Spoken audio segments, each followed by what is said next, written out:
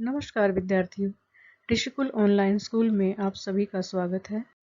तो बच्चों, आज हम अपनी कक्षा में व्याकरण पाठ उपसर्ग के विषय में चर्चा करेंगे। तो बच्चों, सबसे पहले बात करते हैं उपसर्ग की संख्या की। तो बच्चों, हिंदी में प्रचलित उपसर्गों को निम्नलिखित भागों में विभाजित किया जा सकता है, जैसे संस्कृत के उपसर्ग, हिंदी के उपसर्ग, उर्दू के उपसर्ग और अंग्रेजी के उपसर्ग। तो इस प्रकार हमारी हिंदी भाषा एक ऐसी भाषा है जो विदेशी शब्दों को अपने अंदर आत्मसात कर लेती है, और इसी के साथ हमारी भाषा में कुछ उपसर्ग भी जो दूसरी भाषाओं से आए हैं वो हमारी हिंदी में समाहित हैं। तो सबसे पहले बात करते हैं संस्कृत के उपसर्गों के बारे में। तो बच्चों, कुछ संस्कृत के उपसर्ग हमारी इस स्लाइड में दिए हुए हैं।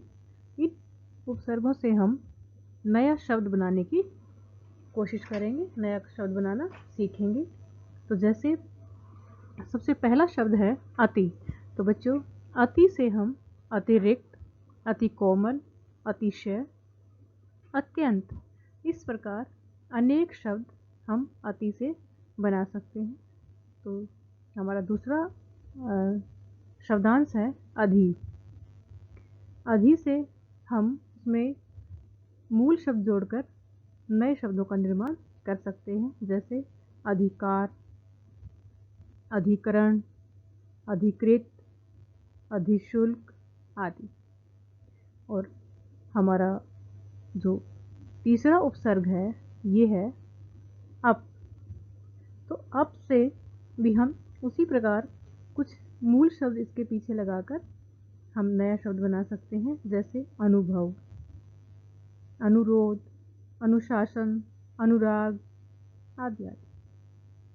और हमारा जो अगला उपसर्ग है ये है अ। अ का अर्थ है अभाव या के बिना, जैसे अकाल, काल मूल शब्द में ए लगाने से नया शब्द बना हमारे पास अकाल।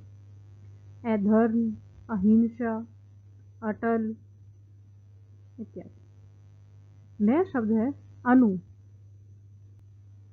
अनु का अर्थ है पीछे, जैसे अनुभव, अनुरोध, अनुशासन, अनुराग। और वैसे ही हमारा अगला जो अव्यय है ये है आ। तो बच्चों, आ उपसर्ग से हम आकंठ, आजन्म, आदान, आजीवन आदि शब्द बना सकते हैं। तो इस प्रकार हम हर एक अव्यय या शब्दांश या उपसर्ग से हम नया मूल शब्द से जोड़कर एक नया शब्द बना सकते हैं।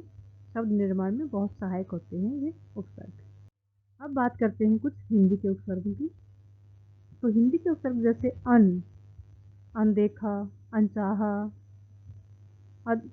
नेक्स्ट अगला जो हमारा अव्यय है वो है अध, अधपका, अधखिला, इस प्रकार। मैं आगे देखिए उन शब्द से 29, 39, 59।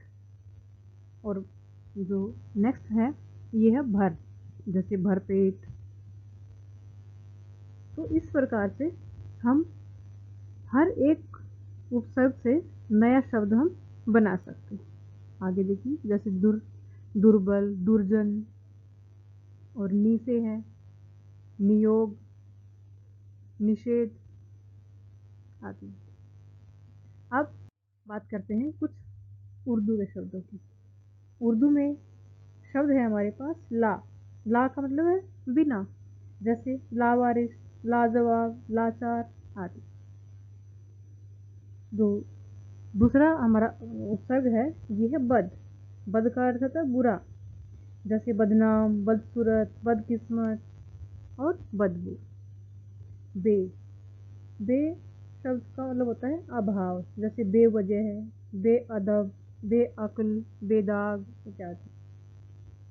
और आगे है कम का मतलब थोड़ा या कम, जैसे कम समझ, कमजोर, कम उम्र आदि। आगे है गैर, जैसे भिन्न, अलग, गैर हाजिर, गैर सरकारी, गैर कानूनी इत्यादि।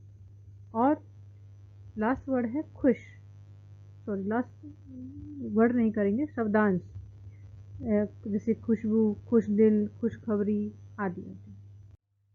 तो बच्चों अब हम बात करते हैं कुछ अंग्रेजी भाषा के उपसर्गों की, जैसे सब, deputy, vice, general, chief, head.